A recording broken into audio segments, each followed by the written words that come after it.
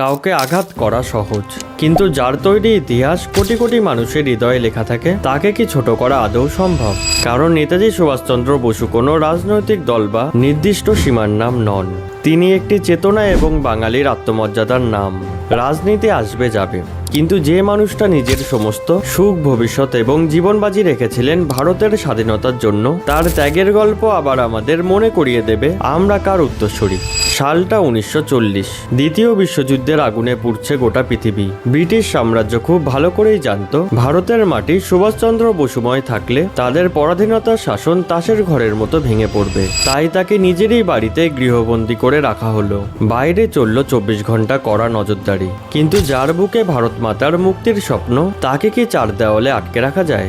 নেতাজি বুঝতে পেরেছিলেন চার দেওয়ালে বন্দি থেকে দেশের মুক্তি আসবে না। ভারতকে স্বাধীন করতে হলে আন্তর্জাতিক মঞ্চে ব্রিটিশদের আঘাত হানতেই হবে, আর তার জন্য বাইরে বেরোনোটা অত্যন্ত জরুরি।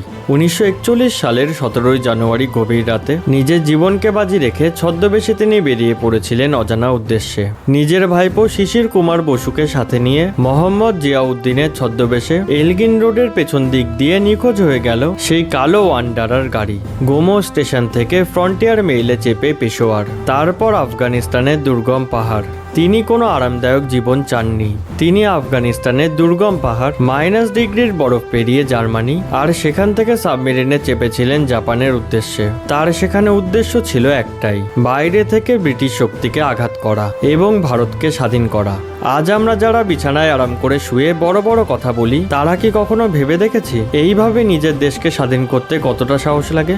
রাজনীতি আসবে যাবে, ক্ষমতার লোভে অনেকে তাকে ছোট করার চেষ্টা চালাবে, কিন্তু নেতাজির স্থান কোনো রাজনীতির মঞ্চে নয়, প্রতিটি ভারতীয় এবং বাঙালির হৃদয়ে।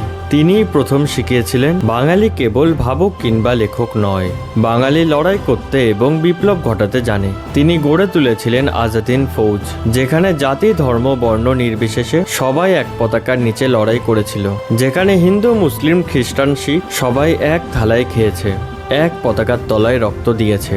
সিঙ্গাপুরের ময়দানে দাঁড়িয়ে তিনি বলেছিলেন, তোমরা আমাকে রক্ত দাও, আমি তোমাদের স্বাধীনতা দেব। এই রক্ত ভারতের, এই রক্ত প্রতিটি বাঙালির অহংকারের। আমরা নেতাজির উত্তরসূরি। যেদিন আমরা অন্যায়ের বিরুদ্ধে গর্জে উঠব, সেদিনই তার প্রতি আমাদের আসল সম্মান জানানো হবে। আসুন আমরা বিতর্কের জবাব গালমন্দ দিয়ে নয়, নিজেদের নেতাজির আদর্শে গড়ে তুলে দিই। আমার এই কথাগুলোর সাথে কি আপনি একমত? কমেন্ট বক্সে অবশ্যই আপনার মতামত জানাবেন।